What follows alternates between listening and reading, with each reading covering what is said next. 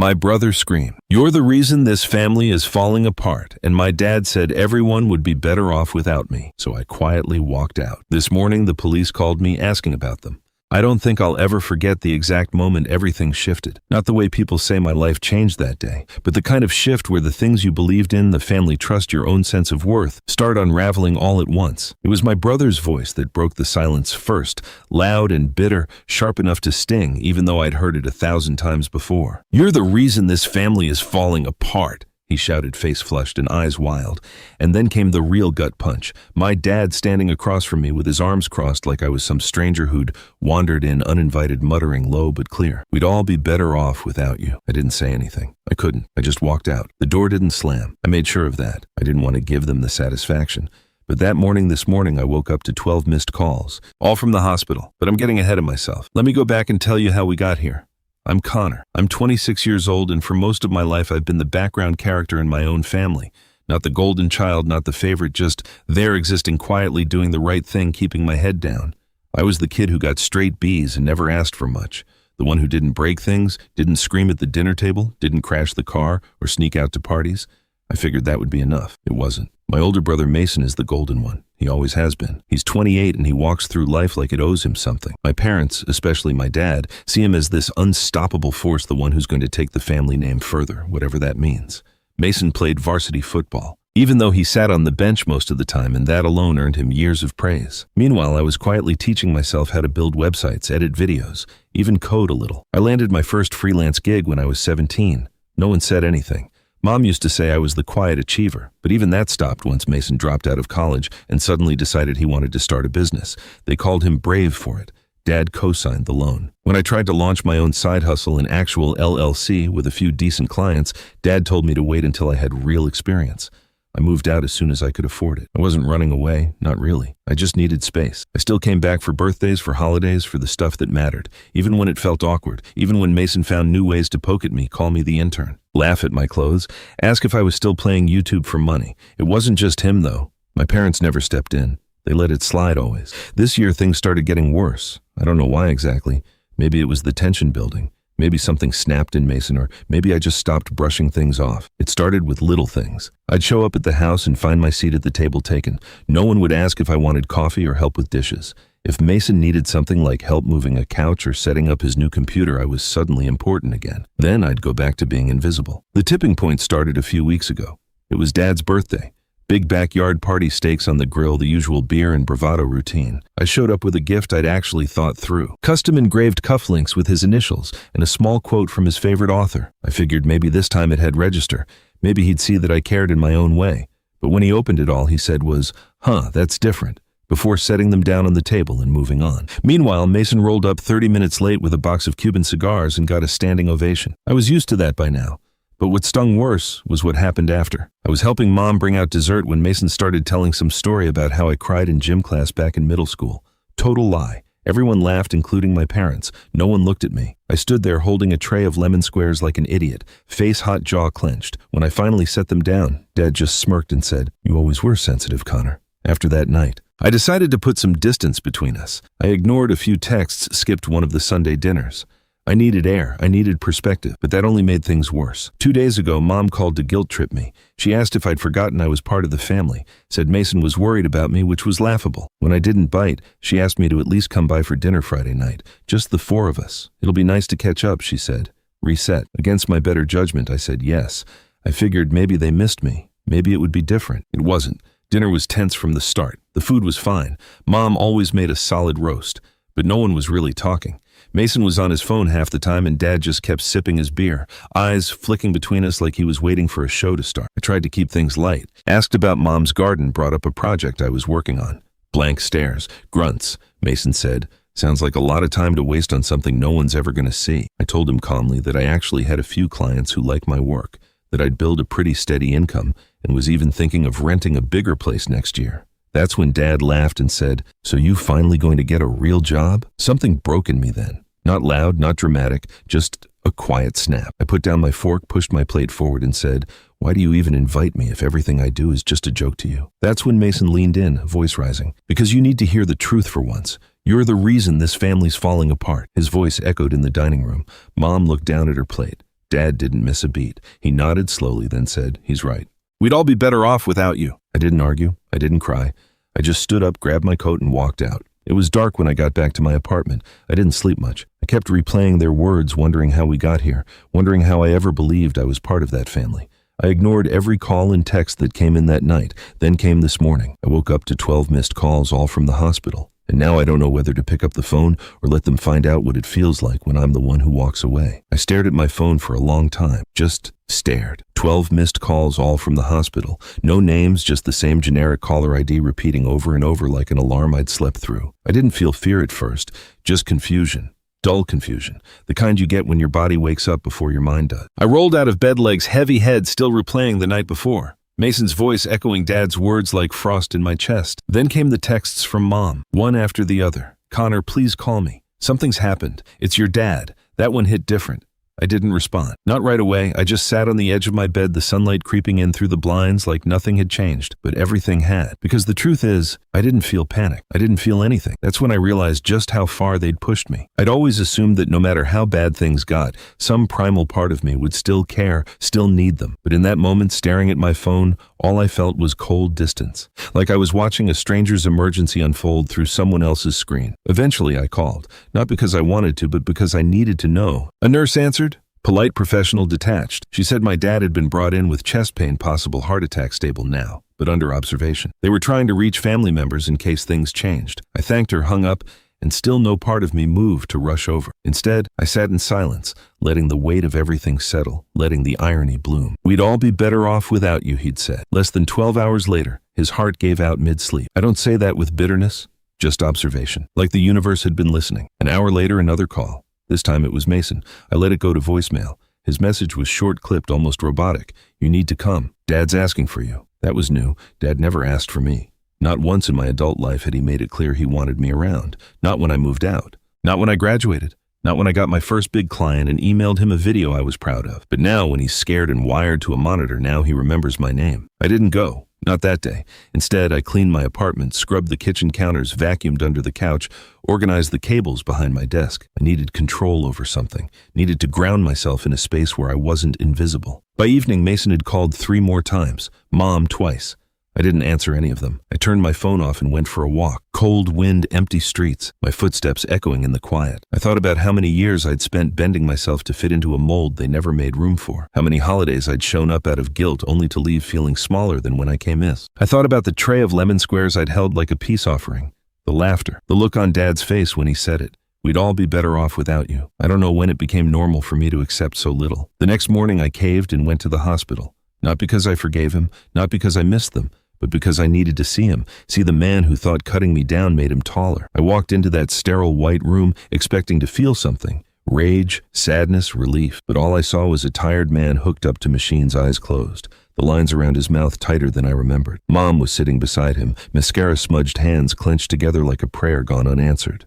Mason stood in the corner, arms crossed, avoiding eye contact. When I walked in, they both looked up. Mom spoke first. "Connor, thank you for coming." Mason didn't say a word, just nodded barely.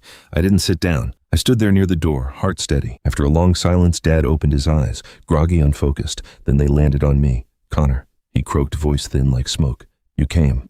I waited for something. An apology, a hint of regret. But all he said next was I didn't mean what I said. I wanted to believe that. I really did. But the thing about a lifetime of being second best is that you start recognizing hollow words before they hit the floor. "I think you did," I said quietly. "You just didn't think it would echo back." He flinched at that just slightly, but he didn't deny it. Mom jumped in. "He wasn't thinking clearly, Connor. He was upset, tired. You know how he gets when I know exactly how he gets?" I interrupted. "I've known since I was 10. No one spoke after that. The heart monitor kept beeping steady and slow. I stayed 5 more minutes, maybe 6. Then I turned and left. That should have been the end of it. Me walking out again, this time for good. But that night something changed. It was late when I got home, nearly midnight. I'd barely kicked off my shoes when I got a text from my cousin Sarah. We're not super close, but she's one of the few relatives who's always treated me like a full human being, not just Mason's awkward shadow. The text just said, "Hey, wanted to check on you. Heard what Mason did. That's messed up." I blinked, reread it. "What Mason did," I replied. "What do you mean?" 3 dots appeared, then disappeared, then came the bomb. "You didn't hear. He told people you refused to come to the hospital unless Dad promised to put you in the will." My stomach dropped. I called her immediately. She picked up, fast voice, hushed but urgent. "I was at Aunt Linda's," she said. Mason was there telling everyone you were blackmailing your way back into the family. He made it sound like you threatened them. Said you were only visiting Dad for money. I couldn't breathe, not because I was shocked that Mason lied, but because of how easily everyone believed it. I hadn't said a word about money. I didn't even want anything from them, but Mason knew exactly how to twist the knife. He knew I wasn't there to defend myself. He knew how to take my silence and smear it into a motive. Sarah kept talking. He said you've always been jealous, that you resented him for being successful. I laughed bitterly. Successful? He's living off loans Dad co-signed. I have a business clients I pay my own bills. I know, she said, but you know how it is. They all eat up whatever Mason says. He's the good one, always has been. My hands were shaking not from fear, but fury. A slow, cold kind of fury. The kind that creeps into your spine and whispers, enough is enough. That night I didn't sleep. I pulled out my old hard drive, the one I hadn't touched in months, and started organizing files, contracts, invoices, screenshots, video backups, every bit of proof I had that I built everything on my own, without help, without handouts. And I started documenting, not for them, not even for Sarah, but for me. I wanted the truth lined up airtight. I didn't know yet how I'd use it, but I knew one thing. Mason had drawn a line in the sand. He wasn't just trying to undermine me. He was trying to erase me, rewrite the story so I'd be the leech, the manipulator, the outsider clawing his way back in. He didn't realize I'd been documenting things for years. Old texts, passive-aggressive emails, voice memos from phone calls I'd recorded when I suspected he'd twist my words. I wasn't paranoid. I was prepared. Because people like Mason, they don't stop unless someone makes them. By sunrise, I had everything sorted. But the real twist came that afternoon. I got another call from the hospital. Not about Dad. This time it was the billing department. "Hi, is this Connor Reynolds?" the voice asked. "Yes. This is just a courtesy call regarding the card you provided for your father's procedure. We wanted to confirm the charges before processing." My mind blanked. I didn't provide a card. The woman paused. "It's listed under your name. Same address as the one we have on file for the emergency contact." I asked her to read it out. It was my old address, the one I used to live at before Mason moved in after I left. My jaw clenched. "Don't process anything," I said. "That card is not authorized." I hung up, and I knew. He used my name, my identity, to pay for Dad's hospital bill, probably to look like a hero. Maybe even to make me look guilty if it came out later. I sat there heart pounding as the pieces fell into place. The lie about the will, the smear campaign, the fraudulent charge. This wasn't just family drama anymore. This was war. And Mason had just made the biggest mistake of his life. I don't remember the exact moment I hit rock bottom. It wasn't a dramatic collapse, no shouting, no tears. It was more like a slow, silent sinking. Like waking up underwater, realizing you've been drowning for a while and wondering if it was even worth swimming anymore. After that call from the hospital billing department, I didn't yell. I didn't punch a wall. I just sat there in my chair staring at nothing as the weight of it all settled in. Mason had used my name, my identity, to cover a hospital bill, and he'd done it so casually, like it was just another tool in his arsenal, another story he'd twist later, maybe to say I offered to pay, or that I tried to buy my way back into the family. After all, he was already planting those seeds, wasn't he? The betrayal hit different this time. This wasn't just words or cold shoulders over dinner. This was calculated personal theft of both money and narrative, and it hurt. Not because I needed their approval anymore. I was done chasing that, but because it confirmed something I tried so hard not to believe. They didn't just fail to see me. They chose not to. I called the hospital back, told them the charge was unauthorized. They were polite, but unhelpful. Said I'd have to file a fraud claim with my bank, and that they couldn't remove the card unless someone else took financial responsibility. I asked who added my card in the first place.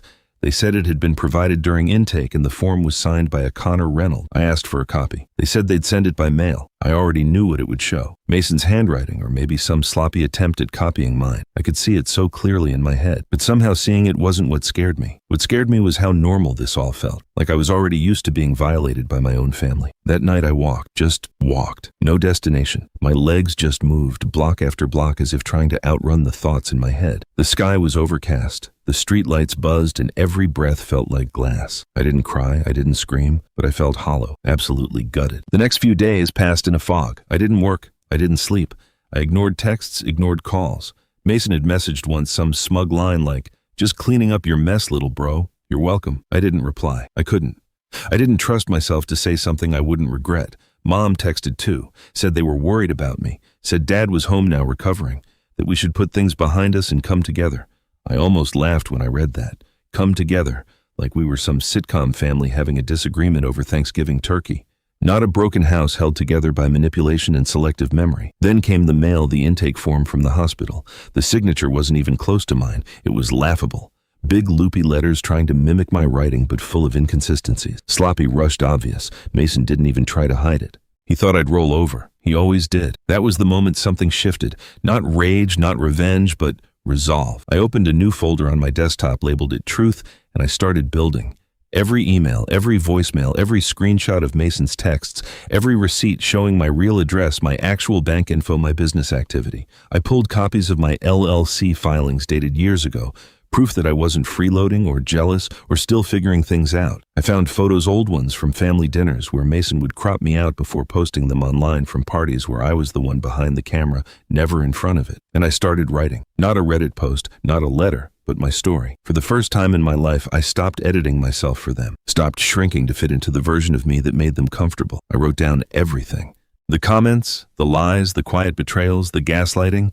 I didn't plan to share it yet. I just needed to see it, to hold it, to remind myself that I wasn't crazy, that I had lived through it and survived. Somewhere in the middle of that process, I started to remember who I was before all this, but before Mason's voice became the one that rewrote every room we entered, before Dad's silence swallowed every opportunity to speak up. I remembered being proud of myself when I landed my first client, when I finished a 3-month video project that helped a small business triple their traffic. I remembered waking up excited to work, not drained from carrying invisible wounds. I reached out to an old client when I'd helped rebrand their company last year.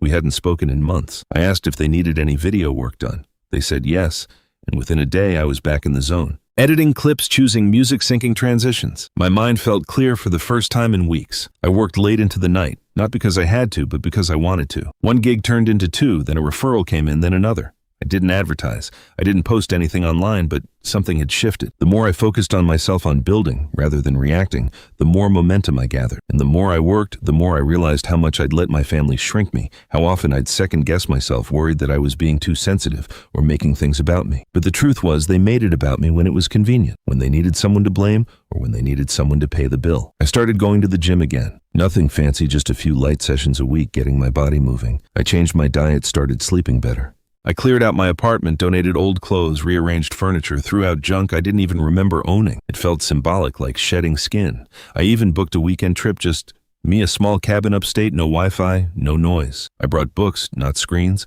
I hiked, I journaled, I sat in silence and listened to the wind. And somewhere out there, surrounded by trees and sky, I realized something important. I don't need them. Not their validation, not their permission, not even their love. At least, not the kind they're capable of giving. What I needed was me, my voice, my story, my strength. When I came back from that trip, I had clarity. Mason wasn't just a bully, he was a coward in a loud costume. A fragile ego dressed in bravado. And Dad, he wasn't a patriarch. He was a man who picked favorites and called it discipline. And Mom, she wasn't innocent. Her silence was a choice. Her refusal to stand up for me had consequences, whether she admitted it or not. But I wasn't going to chase an apology anymore. I was going to show them who they tried to erase. It started small. I updated my portfolio, rebranded my website, polished my client testimonials, added new services. Then I launched a YouTube channel, not for fame, just as a creative outlet. Tutorials, breakdowns of editing techniques, behind-the-scenes project commentary. Within a week, a few videos started picking up traction. Comments trickled in, then more. One video crossed 10,000 views, then 50,000. Emails followed, new clients' collaborations. I was building something real, something mine. And here's the thing, I didn't tell anyone. Not family, not even Sarah. I wanted this to grow in silence, free from their reach, untouched by their narratives. But the universe has a funny way of delivering news. One night, about a month after that hospital incident, I got another message from Mason, short, smug.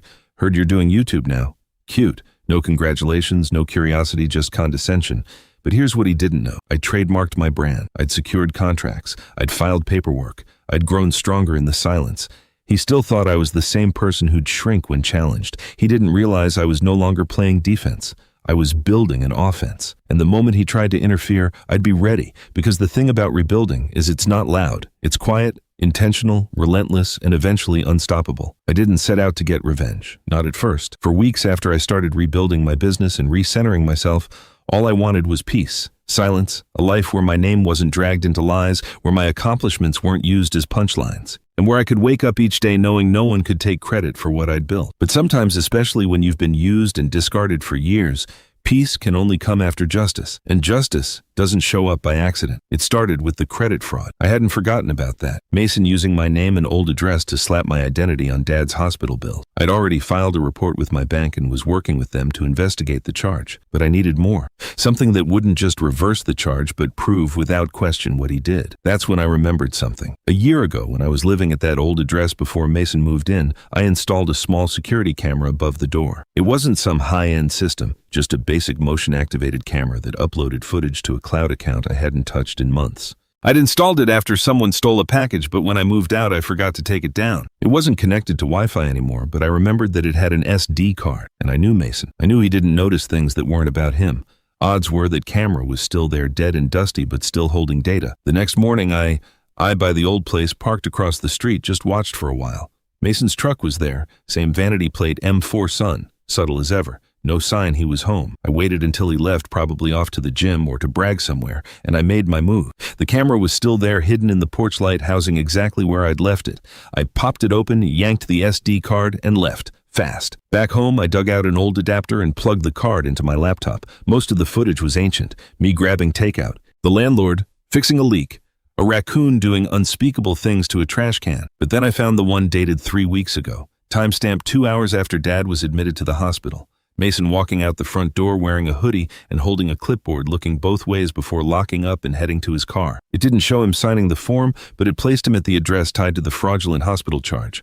And most importantly, it proved I wasn't there. I saved the clip, backed it up 5 times, uploaded it to my truth folder. Step 1, complete. Next, I reached out to Sarah. I hadn't told her much since the last time she messaged me about Mason's smear campaign, but I figured if anyone in the family would be open to hearing the truth, it'd be her. I sent her the video and asked, "Do you think anyone in the family would believe this matters?" She called me instantly. "Oh my God, Connor," she said.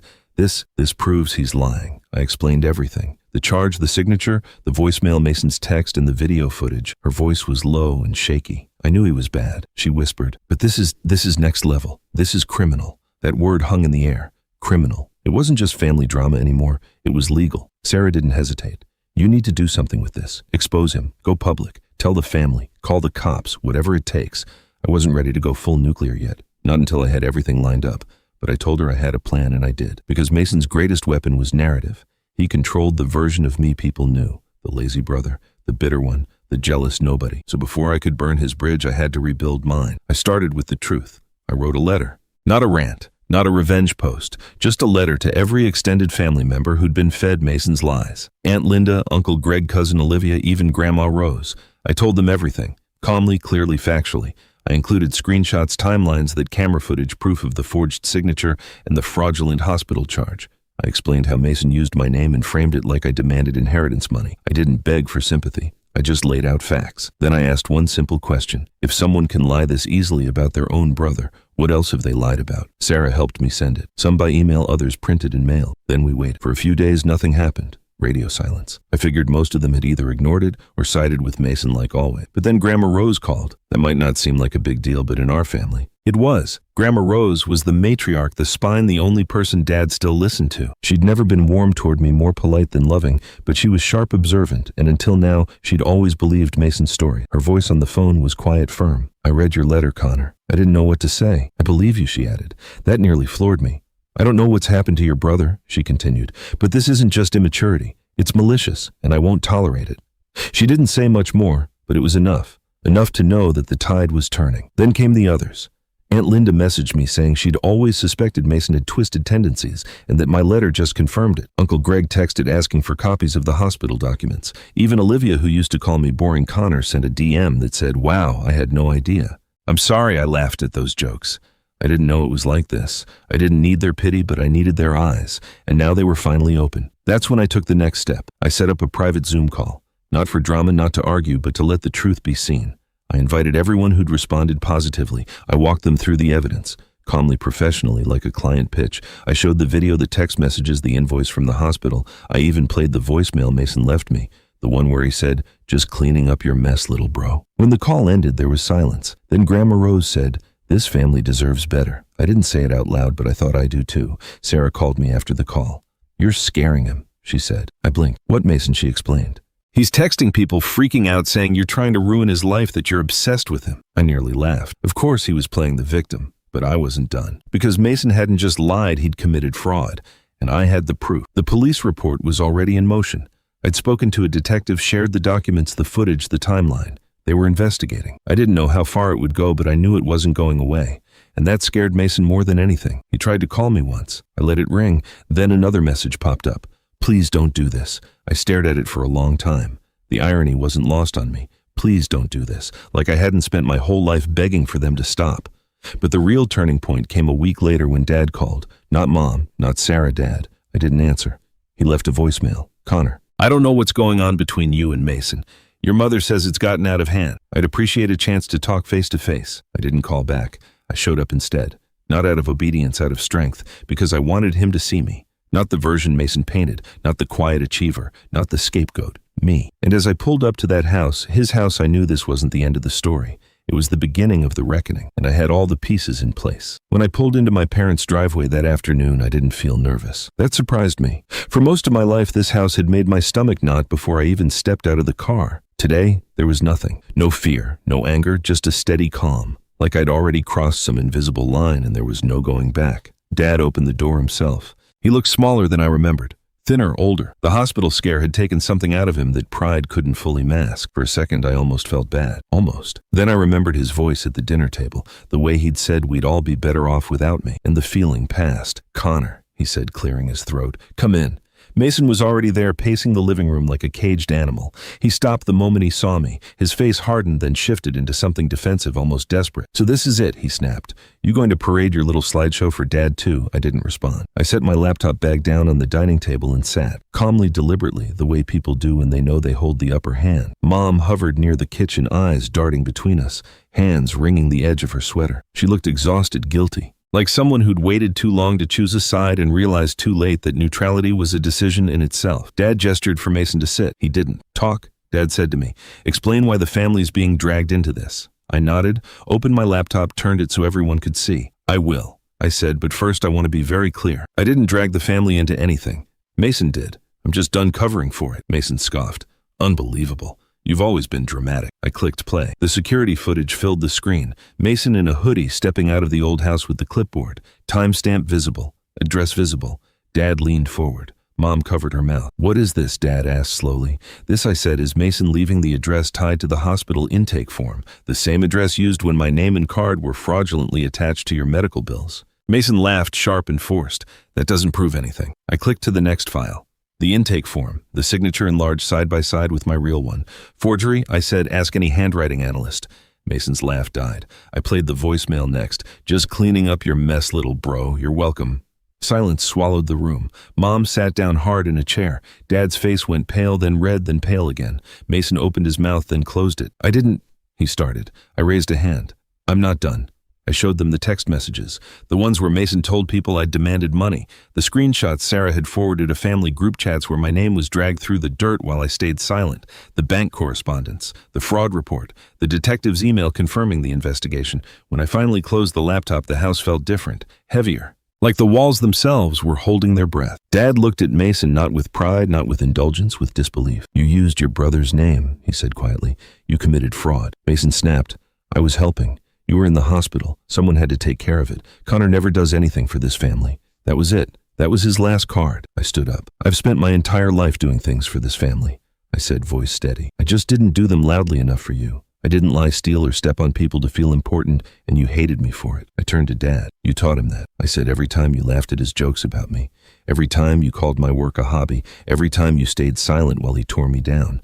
You didn't just pick a favorite. You created a monster and called it leadership. Dad didn't respond. He couldn't. Mom started crying quietly, the kind of crying that comes with realization, not shock. I didn't know, she whispered. I looked at her. You knew enough. Mason took a step toward me. You think you've won? He hissed. You think this makes you better? I met his eyes. No, it makes me free. 2 days later, the police came to the house, not for me, for Mason. Fraud charges, identity misuse, falsifying documents. The detective was polite but firm.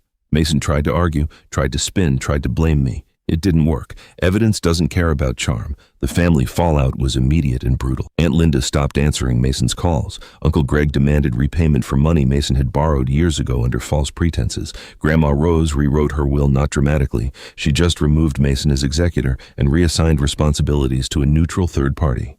Dad didn't speak to Mason for weeks. When he finally did, it wasn't forgiveness he offered. It was disappointment, and that hurt Mason more than any punishment ever could. As for me, I walked away. Not in anger, not in silence, but with closure. I declined every attempt at reconciliation that came with conditions attached.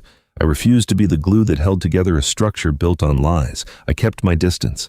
I focused on my work. My channel grew. My business doubled. I moved into a new place, bigger, brighter, entirely mine. One evening, months later, Dad called. He apologized. Not perfectly, not completely, but genuinely. I accepted it without reopening the door. Mom sends occasional messages. They're careful now, measured, respectful. Mason, last I heard, he's still telling people his brother ruined his life. Maybe he believes that. But here's the truth. I didn't ruin anything. I just stopped letting myself be the family scapegoat. And when I finally walked away, I didn't take revenge with shouting or cruelty. I took it with the truth. And the funny thing about the truth, it doesn't need to raise its voice to be heard.